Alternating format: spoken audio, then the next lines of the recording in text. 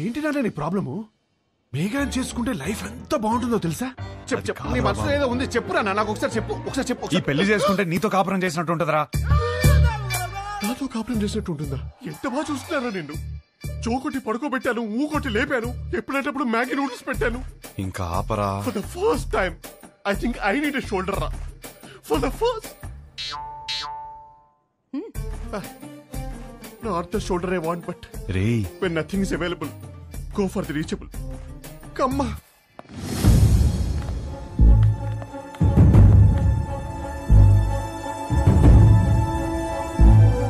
నీకు విభా తెలుసా?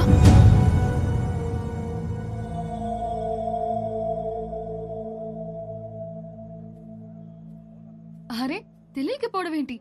ఎంత పెద్ద స్టాండప్ కమెడియన్. పెళ్లికి సంగీత్లని చాలా బోరింగ్.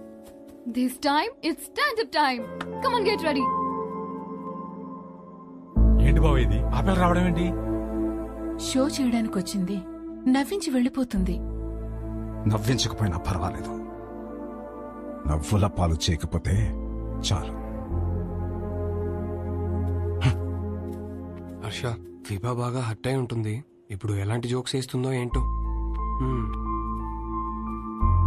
ఆ జోకులు నీ మీద మాత్రం వేయకూడదని కోరుకుంటున్నా.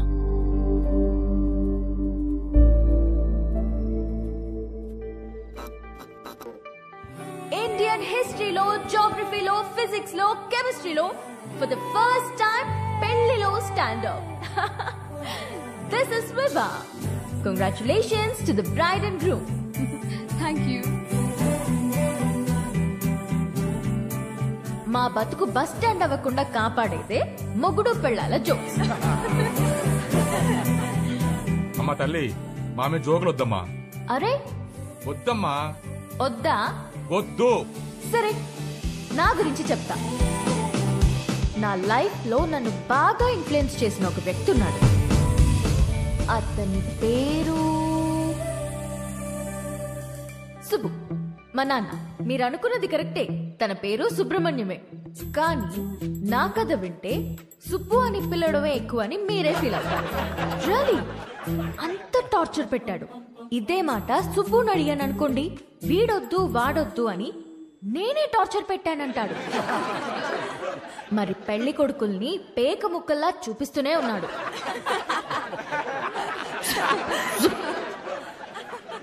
నేనేమో కింగ్ ని ఎక్స్పెక్ట్ చేస్తుంటే 13 కార్డులో జోకర్లే. 13 జోకర్లనే చూపిస్తుంటే నేనేం చేస్తాను?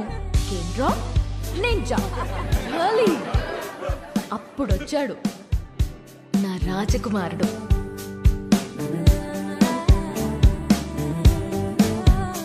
పెళ్ళే వద్దురా బాబు అని నేను తిరుగుతుంటే, కబుర్లు చెప్పుకుందామా, కలుద్దాం అని నాకే తెలియకుండా నా నోట్బుక్ లో రాశాడు.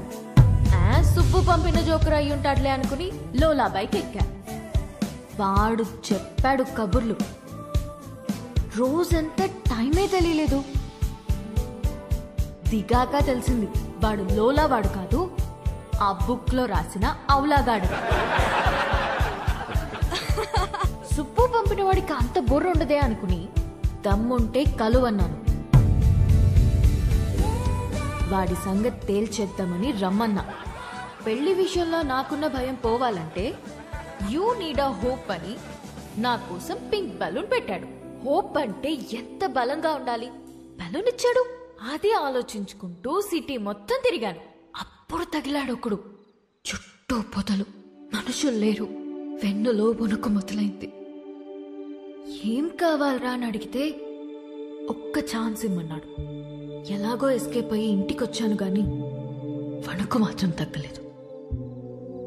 ఎవరితోనైనా మాట్లాడితే భయం పోతుందని కాంటాక్ట్ లిస్ట్ మొత్తం వెతికాను.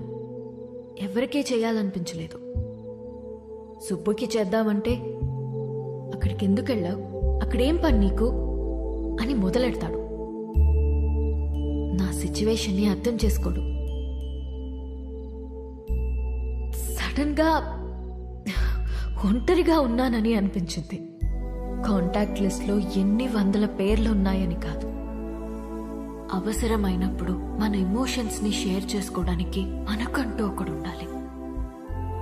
అందుకే పెళ్లి చేస్తారేమో. అప్పుడొచ్చింది మెసేజ్ వాడి దగ్గర నుండి, calm down, you're not alone అని. ఆ ఒక్క మాట నాకు ధైర్యాన్ని ఇచ్చింది.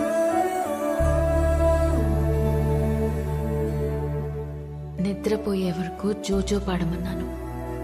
పాడుతూనే ఉన్నాడు. చాలా రోజుల తర్వాత ప్రశాంతంగా పడుకున్నాను. కొన్ని సంవత్సరాలుగా మా నాన్న వల్ల లోపల పేరుకుపోయిన భయాలన్నీ ఒక చిన్న పిట్ట కథ చెప్పి అలా తీసేశాడు.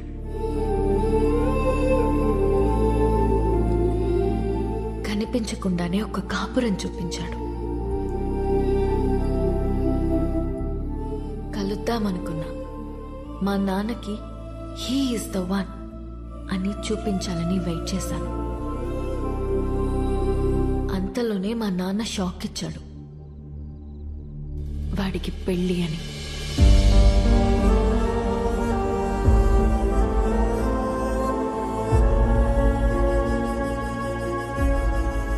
ఎప్పుడూ లేనిది నా కళ్ళల్లో కన్నీళ్లు. వాడు నన్ను మోసం చేశాడని కాదు, ఎప్పుడో నేనన్న మాట పట్టుకుని వాడు నా కోసం వచ్చాడా? నా కోసం ఒకడు పుట్టుంటాడు అనుకున్నాను, కానీ నా మాటల్లోంచి ఒకడు పుట్టొచ్చాడా? పడిపోతున్న నన్ను నిలబెట్టడం కోసం అంత తాపత్రయపడ్డా?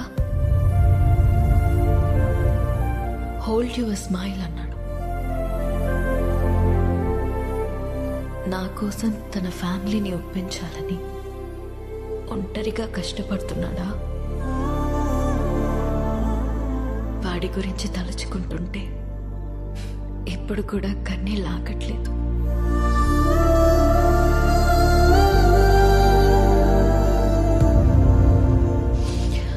ఇప్పటికిప్పుడు వాడిని హక్ చేసుకోవాలనుంది, కానీ వాడి హక్ నాకు ఈ లైఫ్లో దొరుకుతుందో లేదో తెలియడం లేదు.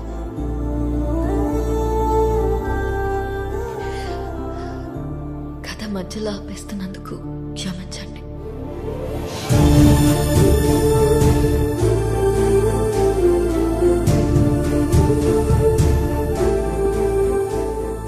ఆగో.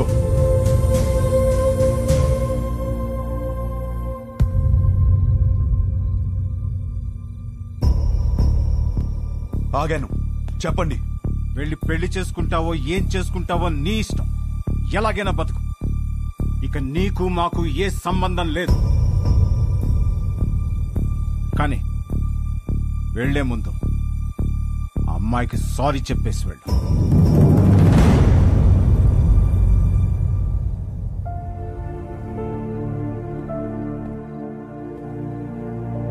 చూడు మేఘా, నీకు సారీ చెప్పాలా లేదా విభాని ఎందుకు పెళ్లి చేసుకోవాలి తెలియాలా? ఆల్రెడీ విభా నన్ను కలిసి అంతా నాకు చెప్పింది. నాకంతా అర్థమైంది, అందుకే తనను పిలిచాను. కానీ అంకుల్, మీకే హర్ష అంటే ఏంటో ఇంకా అర్థం కాలేదనుకుంటా. ఎగ్జాక్ట్లీ. ఆ రోజు మీ అందరికీ అర్థమయ్యేలా చెప్దాం అనుకున్నాను, కానీ పక్కన అమ్మాయి లేదు, రాదు అన్నారు. ఇవాళ అమ్మాయి వచ్చింది. ఇవాళ కూడా చెప్పకుండా వెళ్ళిపోమంటారేంటి నాకు అర్థం కాదు. మీరేమన్నారు? కాపురానికి కావాల్సిన ఏకైక ఎలిజిబిలిటీ సర్దుకుపోవడం. ఇంకొకటి ఉంది నాన్న.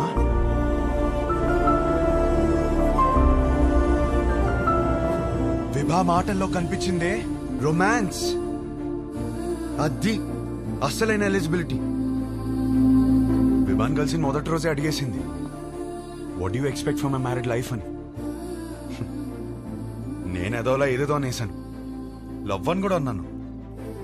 కానీ ఆ తర్వాత తెలిసింది లవ్ కన్నా గొప్పది రొమాన్స్ అని.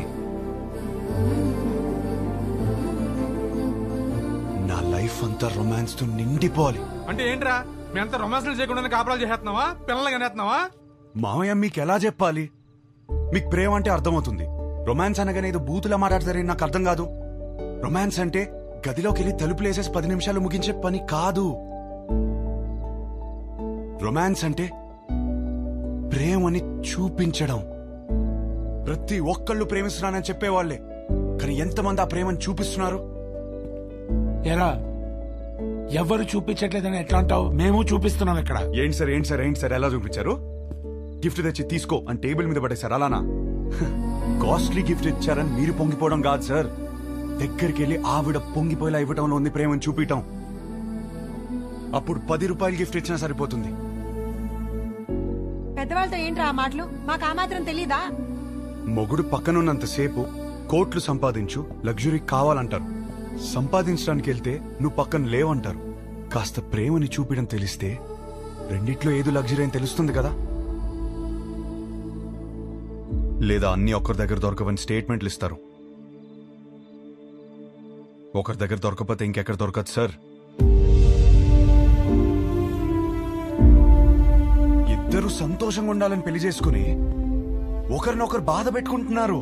ఆ బాధని ఎలా తీర్చాలని నేర్పించకుండా సర్దుకుపో అంటుంటే ఎలాగో బ్రతికి చావు అన్నట్టుంది నాకు.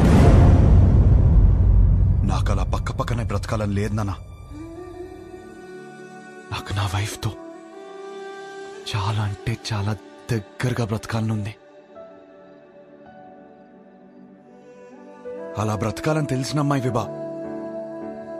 కాపురం పాత పడకుండా ఫ్రెష్ గా ఉండాలంటే ఒక గ్రేట్ రొమాన్స్ కావాలని తెలిసిన అమ్మాయి విభా.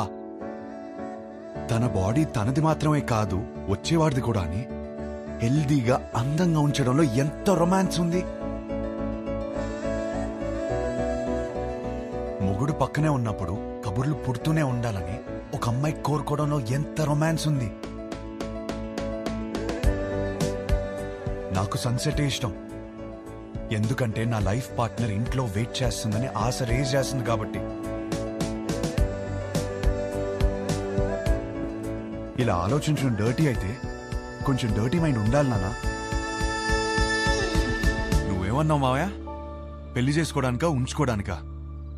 ఉంచుకోవడానికే, దగ్గరగా ఉంచుకోవడానికి. ఇవన్నీ తెలియకే కోర్టులో తలదించుకున్నాను. ఇప్పుడు తలెత్తి చెప్తున్నాను, నా కాపురం బాగుంటుంది. నాకు విభానిచ్చి పెళ్లి చేయండి.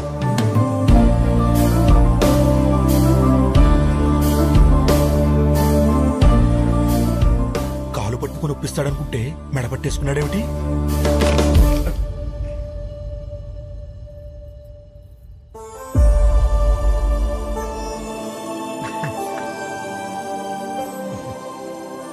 రే, అమ్మాయి బాధపడుతూ ఉంటుంది, వెళ్ళి కబుర్లు చెప్పు, కౌగిలించుకో.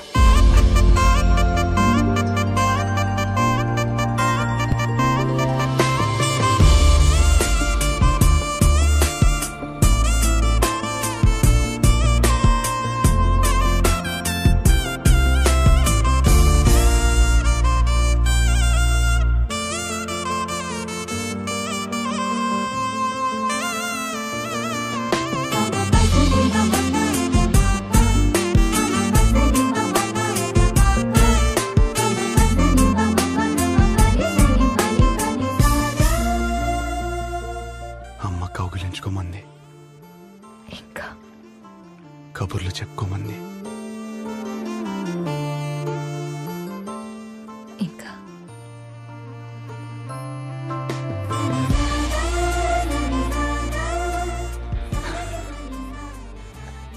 నీతో కనీసం 25,000 మీల్స్ కలిసి తినాలి.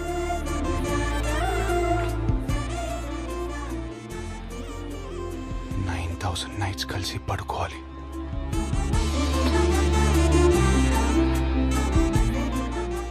కొన్ని వందల వెకేషన్కి వెళ్ళాలి. అన్నిటికీ మించి కొన్ని లక్షల కబుర్లు చెప్పుకోవాలి.